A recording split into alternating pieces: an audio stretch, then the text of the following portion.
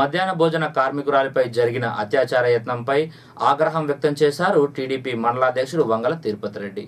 కళశ్రాంపూర్ మండలంలోని ఓ ప్రభుత్వ పాఠశాలలో మధ్యాహ్న భోజనం వండే కార్మికురాలిపై అదే పాఠశాలలో ఉపాధ్యాయునిగా పనిచేస్తున్న అంగడి శ్రీనివాస్ అత్యాచార యత్నం చేసి 6 రోజులు గడుస్తున్న కేసు విచారణలో తాత్సారం చేస్తున్నారని ఆవేదన వ్యక్తం చేశారు. దీనిపై డీఈఓ వెంకటేశ్వరరావును చరవాణి ద్వారా వివరణ కోరగా చర్యలు తీసుకుంటామని అన్నారు.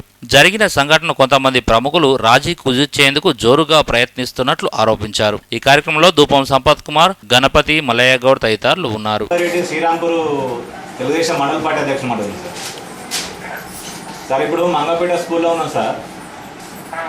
శ్రీను అనే టీచరు ఇక్కడ మధ్యాహ్నం భోజనం చేస్తున్న అమ్మాయిని బలాత్కారం చేసింది. ఇంటికి పోయి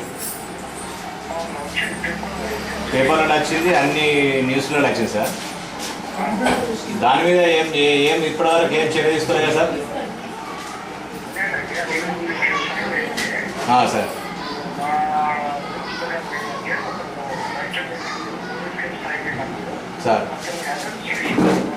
sir sir sir sir sir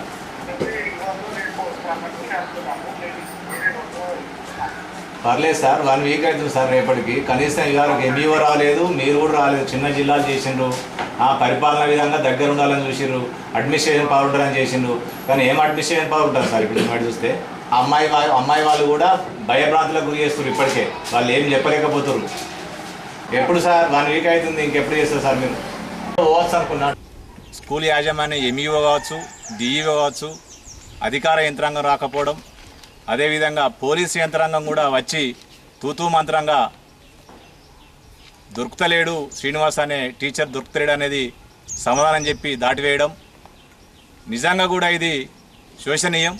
ఎందుకంటే మధ్యాహ్నం భోజనం చేసే వర్కర్స్ అందరికి కూడా ఇది మనం సమాజం సిగ్గుపడే అటువంటి ఈ దుశ్చర్యను ప్రభుత్వం వెంటనే, అదేవిధంగా ప్రజాప్రతినిధులు కూడా, అన్ని పార్టీల నాయకులు కూడా దీన్ని ఖండించవలసిన అవసరం ఉన్నది. దీన్ని ఈ యొక్క ఏదైతే శ్రీనివాస్ చేసిన దుర్ఘటనను కొంతమంది నాయకులు, ప్రజాప్రతినిధులు కాంప్రమైజ్ చేయడానికి ఆలోచన చేస్తూ ఉన్నారు.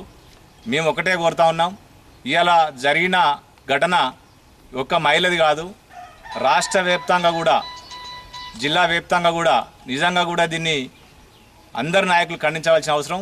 దీన్ని ఎవ్వరు కూడా రేపు రాబోయే రోజులలో ఎవరైనా దీన్ని కాంప్రమైజ్ చేసి ఏదో భారశేరాలు చేసి చేస్తే మాత్రం తీవ్రమైన పరిణామాలు ఎదుర్కొంటారని కూడా